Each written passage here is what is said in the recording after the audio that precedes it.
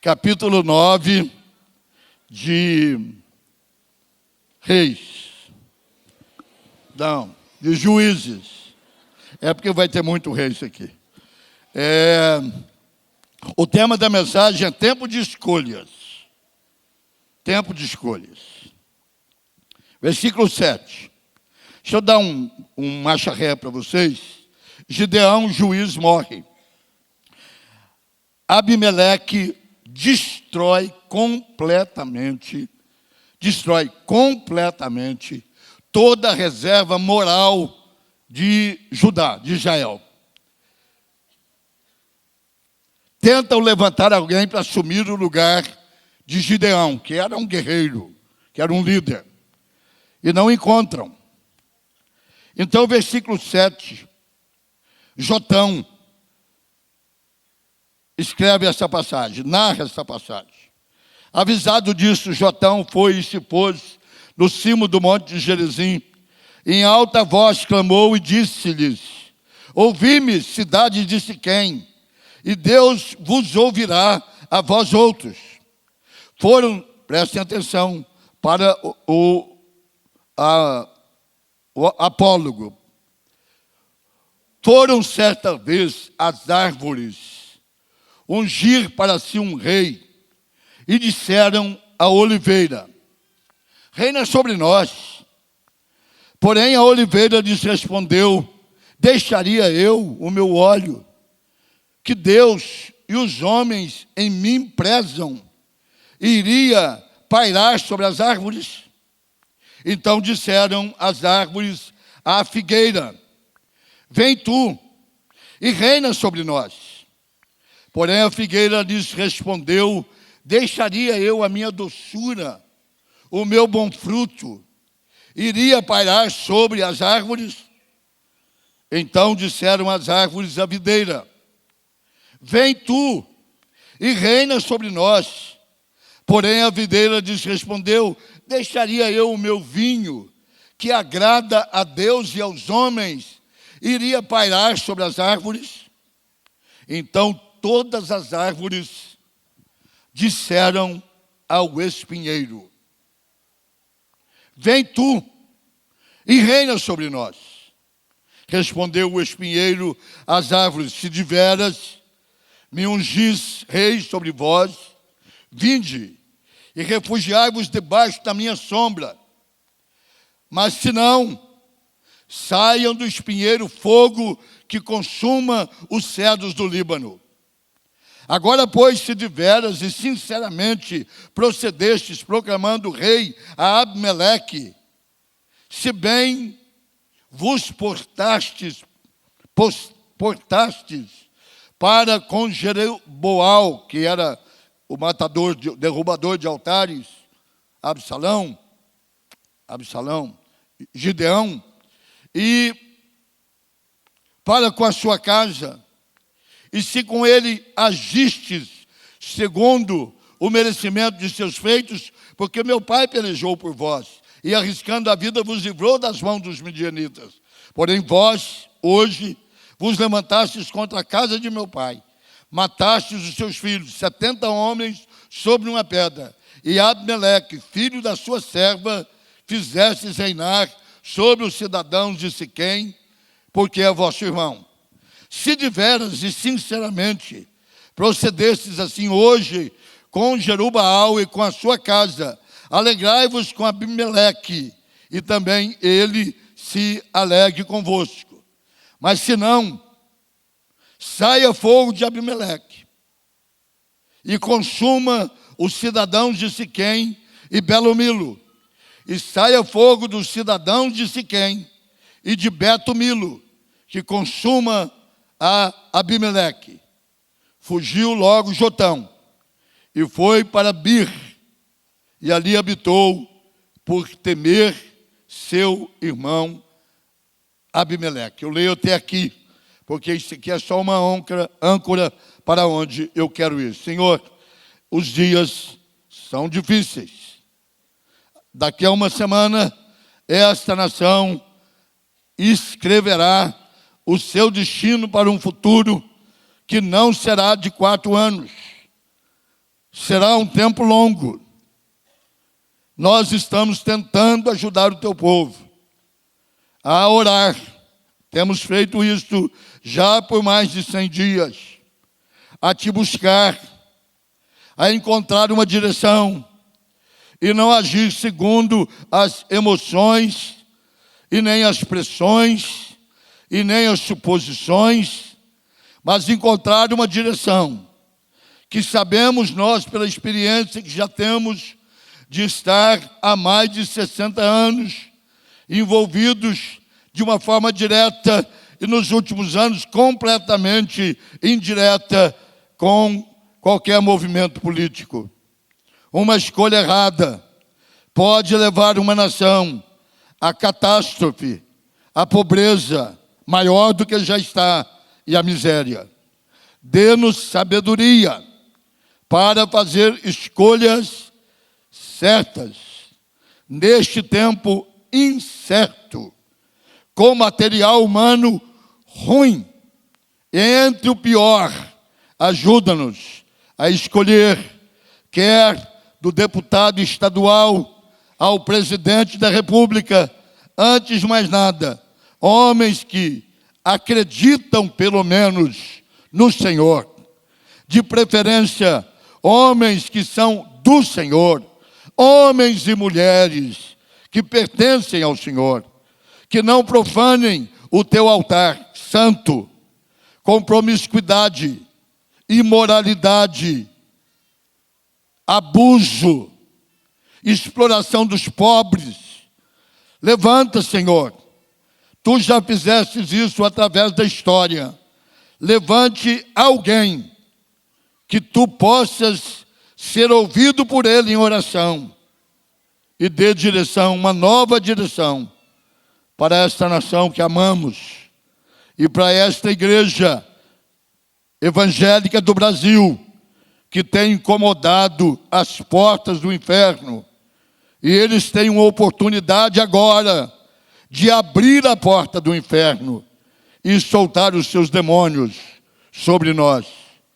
Senhor, nós lamentamos os últimos anos de sofrimento da nação, os últimos 2 anos de ver a nação espoliada, Senhor. Pedimos,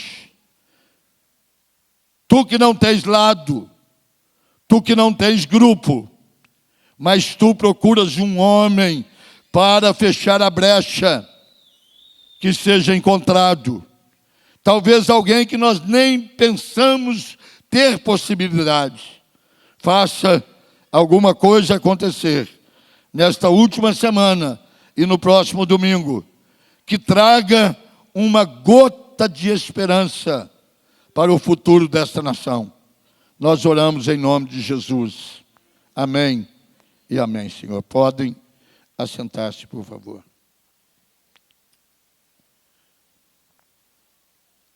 Se eu disser para os irmãos que pelo tempo que eu tenho, eu disse domingo passado, que se tem uma área que eu não me julgo ignorante, é na área de política. Eu criei no lar que o papai era cabo eleitoral. Uma cidade de 5 mil habitantes, não era ainda município, era distrito de uma outra cidade chamada Pratápolis. Itaú era distrito. Mas Itaú tinha o que manda, que é dinheiro. A fábrica de cimento Itaú ainda é uma das grandes contribuintes para o ICM, para o ISS. E na época ela tinha uma folha de pagamento que tinha 1.500 funcionários para uma cidade que tinha 5 mil habitantes. Ou seja, a fábrica de cimento mandava na cidade. E o padre Ernesto Cavicchioli, de quem eu era o seu coroinha, mandava na igreja pelo microfone. Então, eu criei nesse ambiente. Papai fazendo política para o PSD do Juscelino Kubitschek, fazendo oposição ao PTB do Getúlio Vargas e odiando a UDN de Carlos Lacerda. Eu criei nesse ambiente. Eu me envolvi em política, porque, por nascença, eu fui líder. Eu era líder do time de futebol da minha cidade, fui capitão do time de futebol do Flamenguinho do Cambuí. Cheguei na igreja, virei presidente da mocidade, presidente da escola dominical. Liderança é algo nato. Ou você tem ou você não tem. Acabou. E eu era, por natureza. Ao converter-se, eu não tinha 18 anos, graças a Deus. Eu não era fichado, graças a Deus. Eu larguei, mas larguei gostando. Então nós não temos tido a felicidade de ter uma nação, que eu discordo com este euforismo evangélico de dizer que o Brasil é do Senhor Jesus. Eu digo, se é, ele é o único que não sabe. Se é, ele é o único que não sabe. É uma nação corrupta, é uma nação mal governada, é uma nação corrompida, é uma nação que é como prostituta, se vende para cada esquina aonde pagar melhor, aonde a educação é péssima, aonde a saúde é um nojo, e aonde a ordem da moral e do civismo, meninos crescem, nascem, morrem sem saber cantar um hino nacional.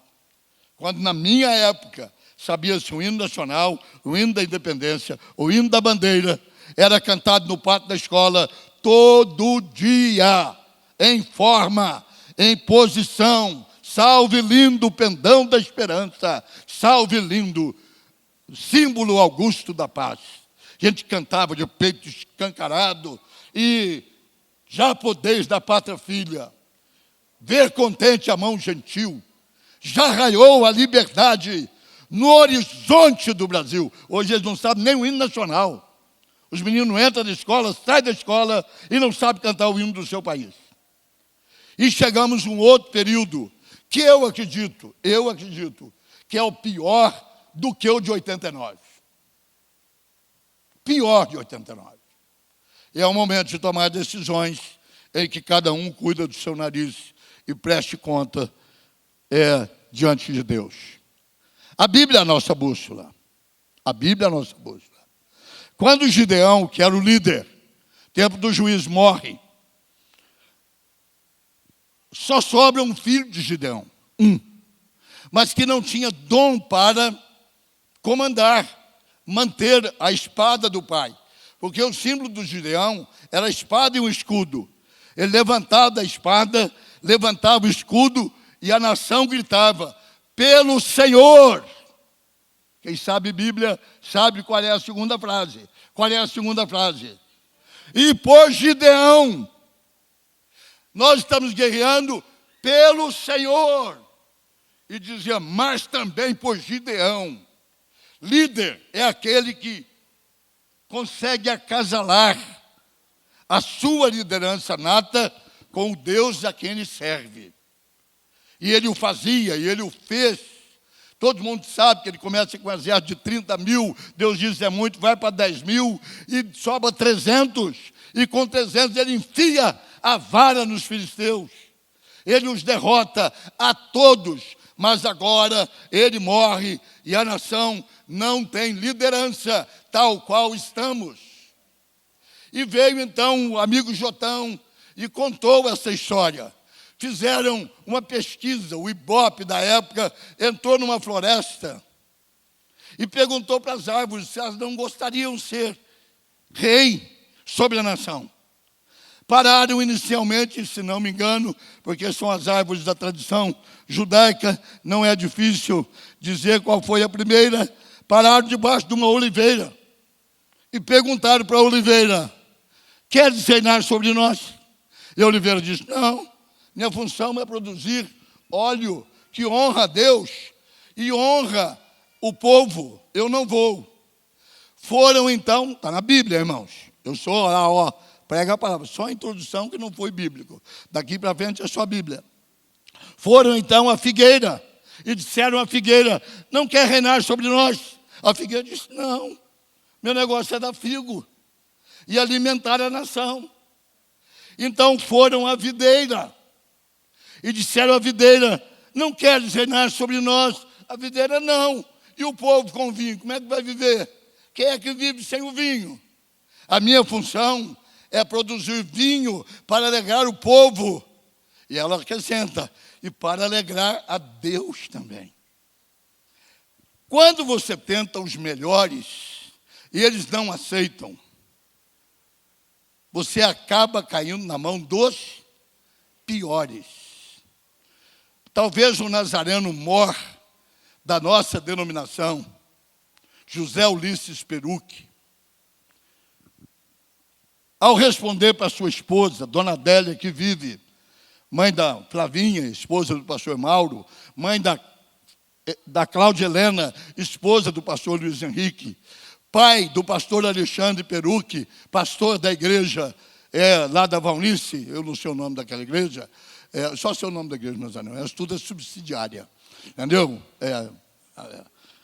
Segundo escalão, entendeu? Eu só sei a igreja do Nazareno. Este homem, um dia a esposa disse, Zé, ele era chamado de Zé em casa, José Ulisses, todo José em casa é Zé. Pode não gostar, mas é Zé. Falei, Zé, você só vive na igreja. Você é da junta da igreja. Você é da junta da denominação. Você tem a classe de homens da igreja. Você é o superintendente da escola dominical. É você que dirige os hinos. Você precisa deixar algumas coisas, Zé. E o doutor José disse para a dona Adélia uma frase que eu vou escrevê-la, já que eu estou começando a juntar algumas coisas dos documentos históricos. Ele diz assim, Adélia, quando quem deve fazer não faz, caberá caindo nas mãos de quem não deve fazer. E aí todos sofrerão as consequências. Foi, no meu ponto de vista, o membro mais leal que a igreja do Nazareno teve na sua história. Na sua história. Tanto que os 3 filhos são pastores. O homem é pastor e as 2 meninas, todas formadas, bem formadas, advogadas, mas são esposas de pastores. Quando quem deve fazer não faz. A oliveira não fez. A figueira não fez. A videira não fez. Chegaram no lugar que tinha um espinheiro. E perguntaram para o espinheiro, versículo 14. 14. Então todas as árvores disseram ao espinheiro, vem tu e reina sobre nós. Os oportunistas estão aí, gente. Eu soube que tem pastor abrindo igreja em bairro, distribuindo nas outras igrejas currículo, oferecendo cargo na igreja de músico, diácono, e se souber o Salmo 23, vira até pastor.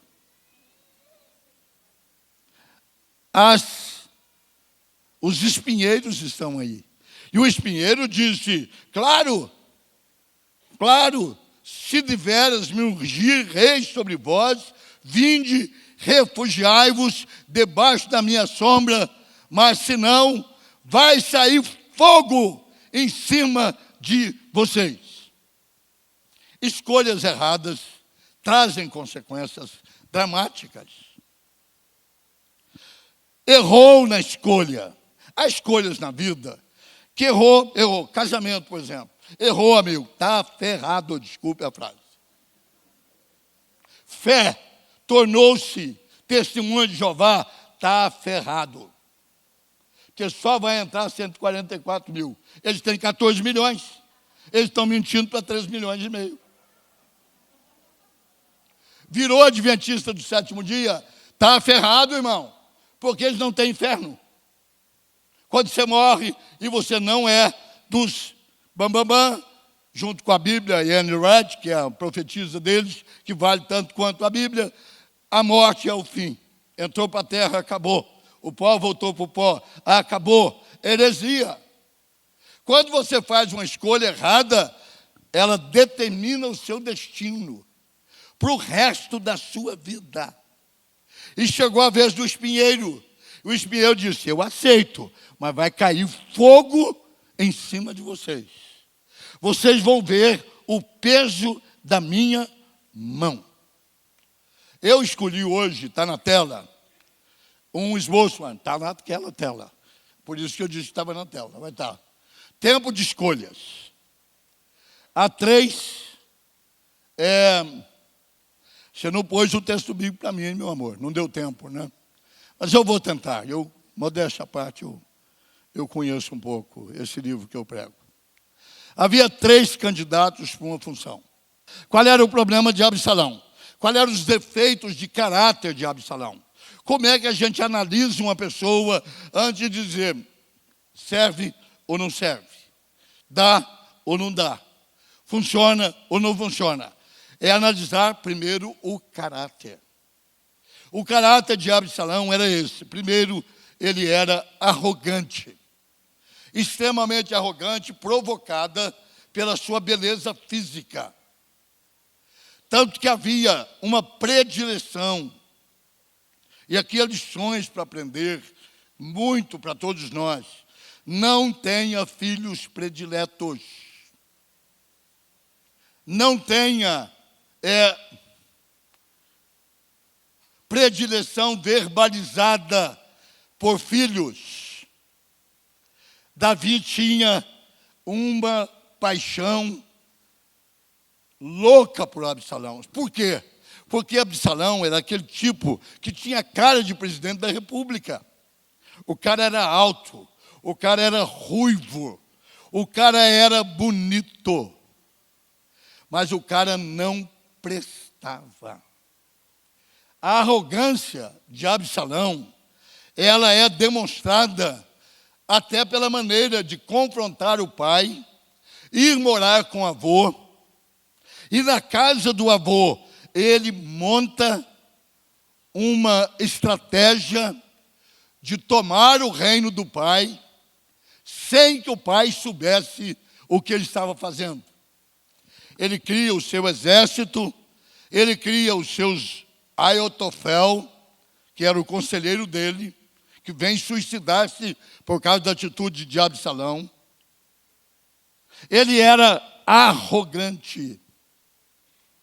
Quando ele declarou que ia tomar o reino do pai, ele disse, eu não só vou tomar o reino, e tomou.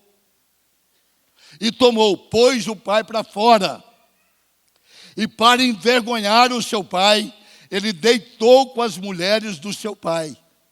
Ao meio-dia, do lado de fora dos quartos, do lado de fora das salas, em praça pública, ele tinha relações sexuais com as mulheres do seu pai, que era uma profanação.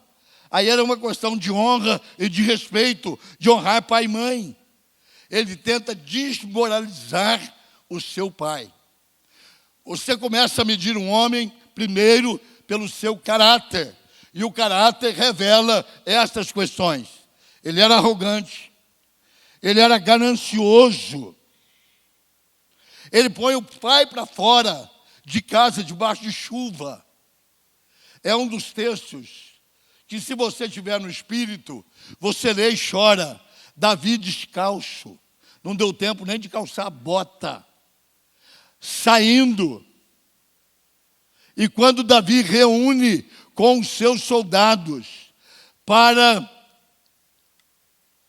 fazer um contra-ataque à ação de Absalão, ele chama o seu comandante e diz assim, cuidado com o meu filho Absalão.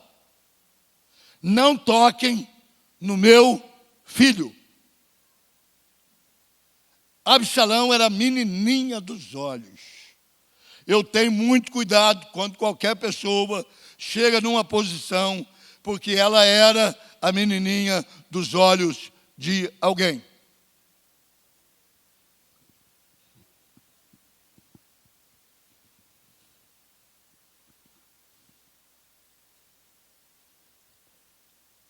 Essas decisões são tomadas pela astúcia de quem é capaz de fazer o que deve ser feito, mas não tem capacidade para fazer, tem que se ajuntar com os seus Aiotofel, com os seus conselheiros falsos. A arrogância e a impiedade, como ele tratou o pai.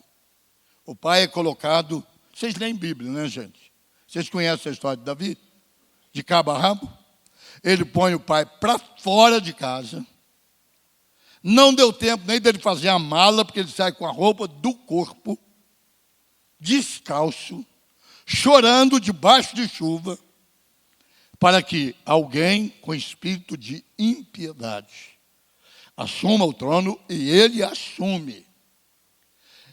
É que Davi tinha os seus fiéis. Lá do outro lado, ele armou o seu grupo e mandou confrontar o exército do seu filho, dizendo, porque era piedoso, porque era um homem amoroso, disse: não toquem em Absalão. E quando a notícia vem que a vitória havia sido ganha e que Davi podia voltar para o palácio, ele pergunta: e Absalão? E cadê coragem para enfrentar o velho? Sempre tem um velho que o pessoal tem medo dele. E cadê peito para enfrentar o velho? Um diz: Absalão. Aí vem um estrangeiro, correndo como uma flecha, e entra e diz: a vitória está ganha. O reino está nas tuas mãos. E Absalão está morto. Davi, ao invés de levantar o braço e vibrar, ele põe a mão no rosto e chora. Um dos textos mais emocionantes da Bíblia. Ele diz: Absalão, Absalão, meu filho, quisera eu ter morrido no teu lugar. Absalão, Absalão, Absalão, meu filho. Pessoas com essas atitudes de Absalão, arrogância, ganância, impiedade, geram isso para os seus liderados. Tanto que o conselheiro de Absalão, logo sabendo, se mata. E ele provoca um efeito cascata ao inverso. E Davi volta para o trono. Escolhas erradas trazem consequências drásticas. Se você, num ato de apertar um botão, ou de assinar um contrato, ou de comparecer perante o cartório, fizer um casamento, comprar uma propriedade que você não pode errar, foi escolha sua, você vai sofrer as consequências para o resto da sua vida, e aqueles que estiverem com você sofrerão juntos, por causa de um Absalão bonito, por causa de umas tranças loiras, que foi o seu erro, porque na fuga, Deus o prendeu pelo cabelo. Por isso que careca não morre, fechado. Acabou, pelo menos nós estamos livres, né, Fernando? E daí? Colega? Porque o meu cabelo não é negócio. Eu não fico debaixo dos caracóis do teu cabelo, irmão. Vivo sem ele. Careca é bom, o sol esquenta o cérebro. Ele está sempre quentinho. Funciona 50 vezes mais do que o dos cabeludos. Cabeludo é coisa de Roberto Carlos. Entendeu? Que eu não sei como é que ele mantém aquilo até hoje, porque eu acho que é peruca. Entendeu? Já que ele falsifica a perna, ele falsifica o cabelo também. Vamos embora, tempos de escolhas. Vamos colocar número 2, o outro candidato. Adonias. Adonias era o outro candidato. Ao ponto de ele tomar posse antes da morte do pai. Um dia mandam dizer para Davi: Adonias, teu filho, com Agite, mas também é um cara que tem uma mãe chamada Agite, hein? Você já pensou? Uma mulher chamada Agite tem um filho. Esse cara vai ser o quê? Um agitador. Ele é filho de Agite. Aliás, Davi tinha filho com a matriz, com a filial, com a sucursal, com a agência do Morumbi, com a agência do Furazóio. Davi não tinha conversa, amigo. O negócio dele, se ele fosse coelho, ele ganhava o prêmio Nobel em fazer filho. Como coelho, porque o coelho é o maior reprodutor que existe, né? Dizem. Adonias era um mau caráter. Primeira coisa, ele era precipitado. Toda pessoa precipitada não serve para ser mineiro. Mineiro diz o seguinte: quem tem pressa, come cru e quente. Para quê? Espera, rapaz. Frio também é ruim, mas quente não tem sabor. Sabe que às vezes você põe a coisa na boca e fica assim, põe a língua. Quando você vai engolir, a garganta já está queimada, a língua já está assada e a comida perdeu o sabor. Ele era um homem precipitado. Está lá escrito: então Adonias, filho, irmã, quem tem uma mãe dessa, já nasceu azarado. Olha o nome da mãe do cara. Agite. Imagina o parto dessa mulher. Ela andava de bicicleta. Adonias, filho de Agite, se exaltou e disse: eu reinarei. O pai estava vivo. O pai estava forte. Eu reinarei. Gente, pegue na sua Bíblia, por favor, papai. Grife ali: jamais seu pai o contrariou. Olhem para mim. Pai que paparica filho, que não corrige quando ele começa a mostrar mau caráter, é cúmplice do pecado e da desgraça que o filho vai produzir no mundo. O seu pai nunca o contrariou. Coisa de menino. Qual menino que não faz isso? Enfia a vara nesse cara, menino. Pendura ele de cabeça para baixo. Pode pendurar 2 horas que não mata. Faz o sangue subir para a cabeça e gerar juízo. Meta a havaiana no traseiro dele, até acabar com a havaiana. Olha o que está escrito, hein? Seu pai jamais o contrariou, dizendo: por que procedes assim? Além disso, Davi fazia uns filhos bonitos. Ele era de aparência muito formosa e nascera depois de Absalão.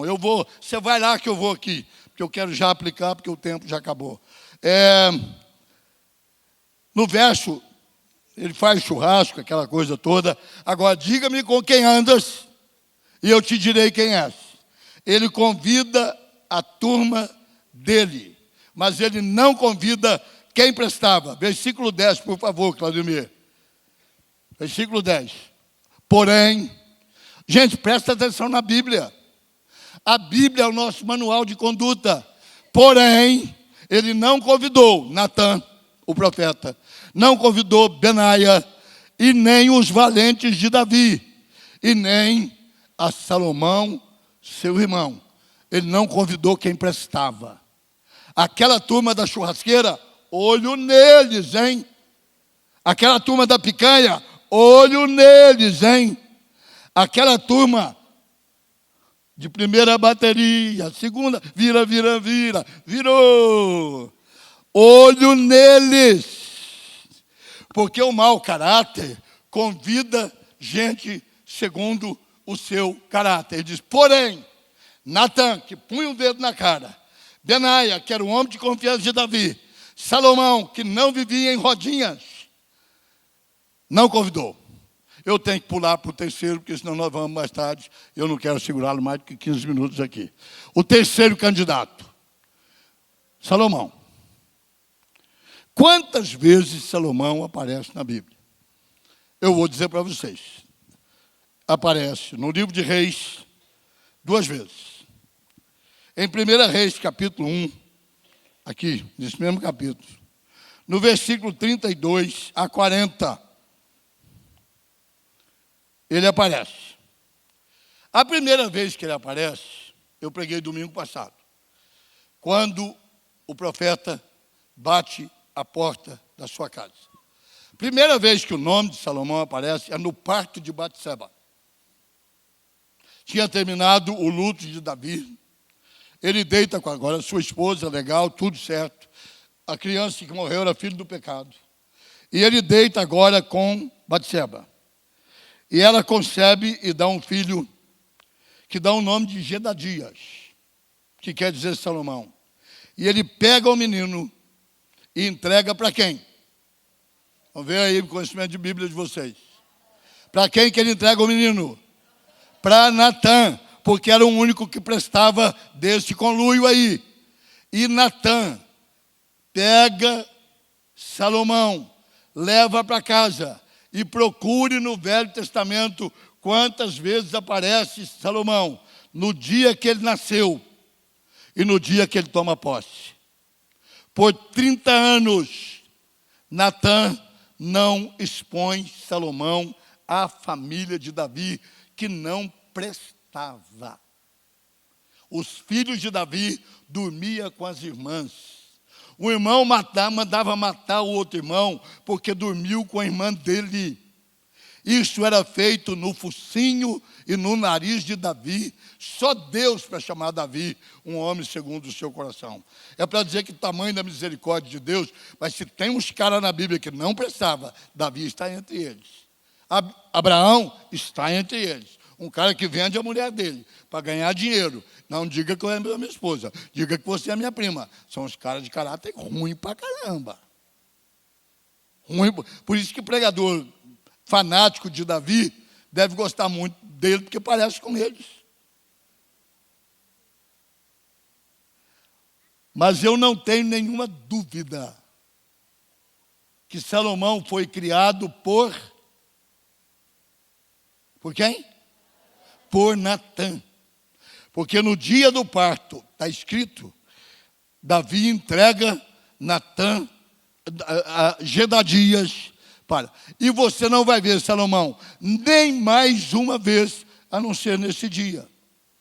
Nesse dia, Salomão, aqui eu estou, volta lá para o texto de Salomão, se você tiver, porque senão você me surpreende, né?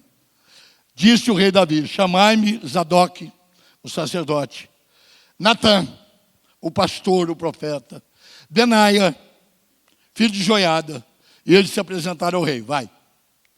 Disse-lhe o rei, tomai convosco os servos do vosso senhor, fazei montar meu filho Salomão na minha mula e levai-o a Giom.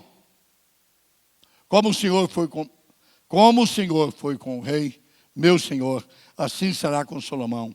E faça que o trono deste seja maior do que o trono do rei Davi, meu senhor. Tem mais um? Tem ou não?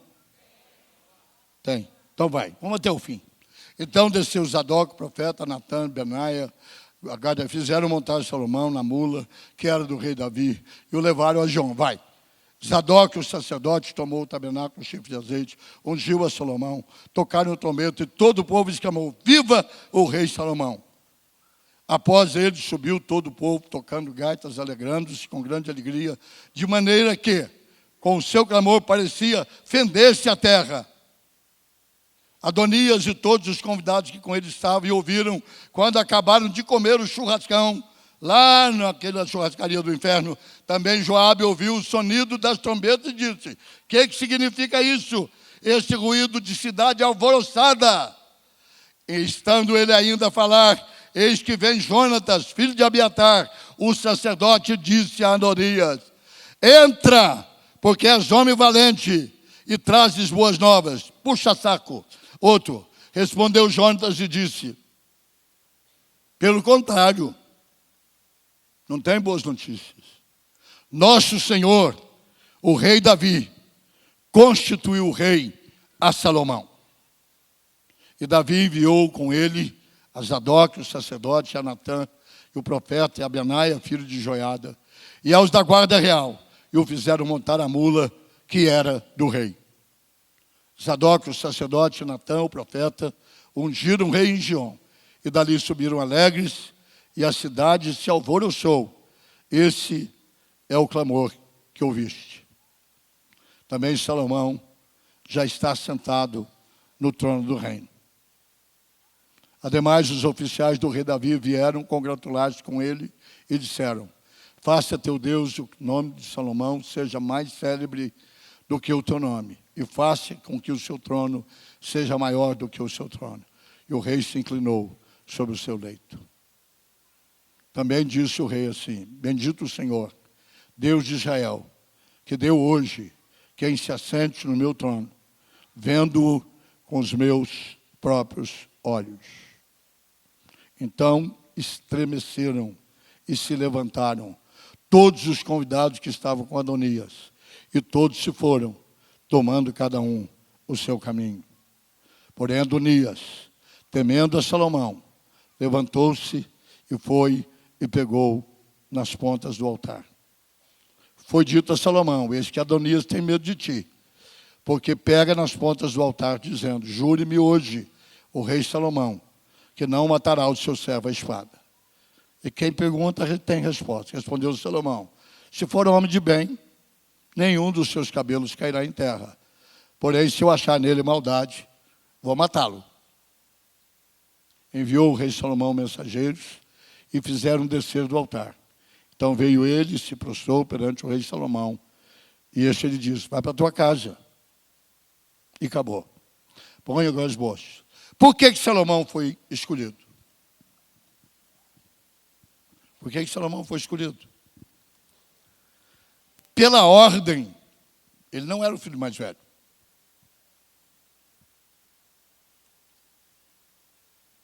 É aí que entram os mistérios de Deus. Entra os mistérios de Deus. Eu acredito, porque eu não tenho material bíblico para fazer uma análise da vida de Salomão, como eu tenho muito material bíblico para fazer uma análise da vida de Adonias e da vida de Absalão. E tenho que dizer, os dois eram mau caráter. Os dois eram mau caráter. Mas havia 3 qualidades em Salomão que faz um homem estar preparado para quando a sua hora chegar. Sou pastor há 53 anos. Todo pastor que trabalhou comigo em 53 anos, que precipitou-se no meio do caminho, acabou pecando. Não soube escolher a sua hora. Não soube esperar o seu tempo. Porque Deus tem tempo certo para todas as coisas. Não é bom proceder sem refletir. Peca quem é precipitado. Quem tenta fazer o seu reinozinho é engolido pelos súditos do seu próprio reino. Os piores inimigos que um líder tem são os da sua própria casa. Especialmente aqueles que na caminhada acabou descobrindo os segredos do líder, que serão usados contra ele, como aconteceu com todos os que cercaram de Absalão e se cercaram de Adonias. E o próprio Adonias, 2 capítulos à frente, tem a barba feita, sem espuma, espada cortando o seu pescoço. Todo líder falso tenta uma fuga espiritual para o seu pecado. Quando Adonias soube que Salomão reinava, ele foi para uma prática do judaísmo. Ele correu para o templo e segurou na ponta do altar. Porque ninguém podia ser morto na ponta do altar. Foram lá para Salomão e disseram: Adonias foi para o templo e está na ponta do altar. O comandante disse: eu não posso executá-lo se ele não largar a ponta do altar. Salomão disse: tire-o. E se ele não sair, ele disse: mate-o. Mesmo que ele esteja segurando na ponta do altar. Mate-o. E ele é executado na ponta do altar. Quem vive do altar tem que honrar o altar. Mas quem usar o altar como fuga para as suas vaidades e as suas arrogâncias e a sua prepotência, morrerá agarrado com o altar. Porque com Deus não se brinca e de Deus não se zomba. Morre ali. Porque Deus não revoga a lei. Qual eram as qualidades de Salomão? Primeiro, paciência. Ele renega os privilégios do palácio e ele vai ser criado numa casa pastoral. Casa pastoral não tem luxo. Casa pastoral com luxo, para mim, é contradição. Eu sei que é uma corrente nova, que é assim, que o pastor é o príncipe da igreja, que ele tem que ter o carro melhor da igreja, que a casa dele tem que ser a melhor casa da igreja, que o terno dele tem que ser o melhor terno da igreja, que a esposa dele tem que parecer uma árvore de Natal, com o negócio pendurado para todo lado. Eu fui numa festa ontem de uma senhora, tinha lá uma distinta senhora, que eu pensei: isso aqui é ou não é? Porque eu conheci ela magra, ela estava grande. Eu conheci ela, cabelo preto, estava com uma torceira de cabelo loiro desse tamanho. A unha parecia aquelas unhas que fincam uma na outra, quase que atravessava a mesa, entendeu? Dava para pegar a batata do outro lado da mesa, entendeu? E os braços e o pescoço tinham um barangandã assim. Salomão era um homem que ficou na casa do pastor. Foi criado por Absalão. Eu vou escrever um livro sobre isso. Porque não tem material bíblico que comprove que Salomão morou na casa de Davi. Pode ter passado fim de semana e teve que tomar muito omeprazol quando voltou, de tanta úlcera que ele teve de ver o que ele via na casa do pai. Segunda qualidade, ele era bem formado. Onde vem aquela cultura de Salomão? Vocês creem em intelectualidade por indução cósmica? Considerado um dos homens mais inteligentes do mundo. Ele entendia de ciência, de botânica, de engenharia, de artes, de poesia, de prosa. A fama de Salomão rompeu. Reis vinham de todos os cantos visitar Salomão. E uma delas, que era trilionária em ouro, ela disse: não me contaram nem a metade. Onde que esse menino aprendeu isso? Na casa do profeta. Lá não tinha televisão ligada de 4 da tarde à meia-noite. Lá não tinha novela das 6, novela das 8, novela das 10. Lá não tinha. Era livro, oração, livro, oração, livro, oração. Artes marciais, artes de guerra. Ou Salomão recebeu uma injeção de sabedoria. Porque ele foi considerado por Jesus. Quando Jesus prega o sermão da montanha, e Jesus fala do lírio do campo, da beleza da natureza, e ele diz isso: eu gostaria de dizer-vos que nem Salomão, em toda a sua, qual é a palavra que Jesus usou? Glória. O cara arrebentou. Ele disse: nem Salomão, em toda a sua glória, jamais vestiu um tecido parecido com o lírio do campo, que só Papai do céu tem a fórmula para fazer. Só. Mas ele considera Salomão como exemplo de glória. Por que Salomão? Porque Salomão aguardou o tempo de Deus. Ele não arrombou porta. Ele não fez churrasco para agradar os amigos. Ele não fez a rodinha dele, dizendo: vamos lá em casa, vamos comer uma carne, aproveitar aqui, vamos assar o Ernesto, vamos aproveitar aqui, vamos assar o Aguiar, vamos aproveitar aqui, vamos assar o Mica, e vamos aproveitar aqui, vamos assar, vamos comer os colegas, amor do pardo. Ele ficou na dele. Quando o pai estava morrendo, ele não ficou na porta da agência funerária para saber: morreu? Vou lá. Ele foi chamado. O profeta o acompanhou. O profeta que o levou para casa. O profeta sabe onde ele estava. Ele não estava no Cambuí, na Happy Hour. Ele não estava no Itatinga, na zona. O profeta sabia onde estava. Estava na casa do profeta. O profeta diz: bora. Vamos para onde, tio? Você é rei, meu irmão. Fica em casa. Porque Deus sabe onde você está. E a bênção que é tua, você não precisa correr atrás dela. Fica em casa. Mas um já estava dando churrasco. O outro já está debaixo da terra. Debaixo dos caracóis do seu cabelo. Acabou. Matou um concorrente, o outro dando churrasco. E ele em casa. A música do Vandré, que eu fui vandazista, porque eu fazia parte daquela esquerda doida, e ele virou o ídolo, por causa do refrão que diz: quem sabe, quer cantar junto, eu canto. Quem sabe faz a hora e não espera acontecer. Mentira. Quem sabe espera a hora de Deus. Quem sabe aguarda o tempo de Deus. Quem sabe não precipita as coisas. Quem sabe é Davídico que diz: esperei com paciência no Senhor, e ele ouviu o meu clamor.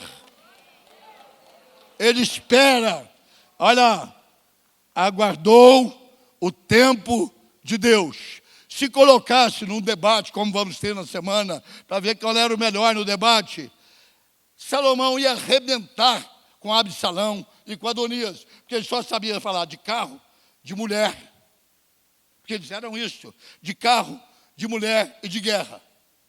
Salomão sabia botânica, sabia engenharia, sabia agricultura, sabia artes de guerra. Para quem não sabe, aprenda. Quem introduz a cavalaria no exército de Israel foi Salomão, porque Davi não sabia lidar com cavalo, sabia lidar com mula. Mula. Você nunca vai ver Davi andando num puro sangue árabe. Quem traz cavalos para Israel é Salomão, no casamento que ele faz lá com o pessoal que tem os melhores cavalos do mundo, chamado puro sangue árabe. Ele então monta sua cavalaria. Até então, Davi guerreava no chão. Salomão é o primeiro a ter um exército, que usou pouco, hein? Ele não era homem de guerra, ele era um homem de inteligência.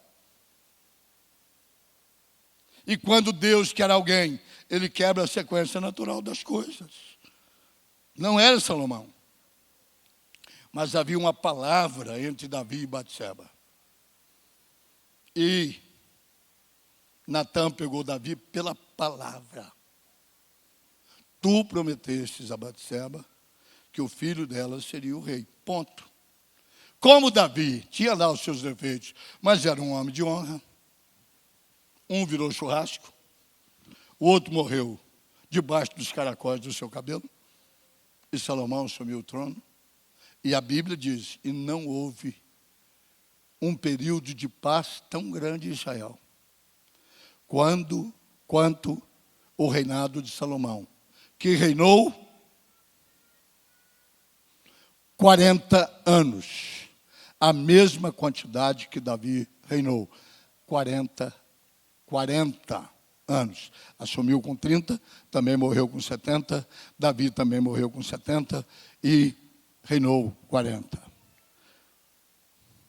Paciência.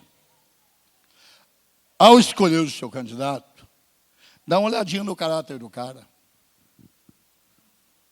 Eu volto a dizer, o afunilamento para mim foi muito ruim. Eu considero péssimo. Eu espero que no meio da semana aconteça alguma coisa. O afunilamento foi muito ruim. Nós vamos ter que escolher entre pimenta malagueta e dedo de moça. Se as coisas continuarem como estão, talvez eu faça o que eu fiz em 89. E eu não preciso nem votar, vocês sabem disso, né?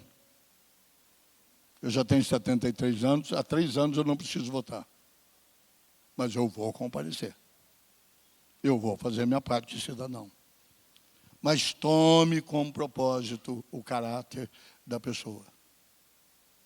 Tome como propósito o caráter. Porque o que faz um homem não é o tanto de diploma que ele tem pendurado na parede. Porque eu tenho convivido com gente que tem uma parede de 3x3, pendurado de diploma, e o cara é burro. Diploma não dá inteligência. Inteligência é uma naturalidade com adições de cultura, entendeu?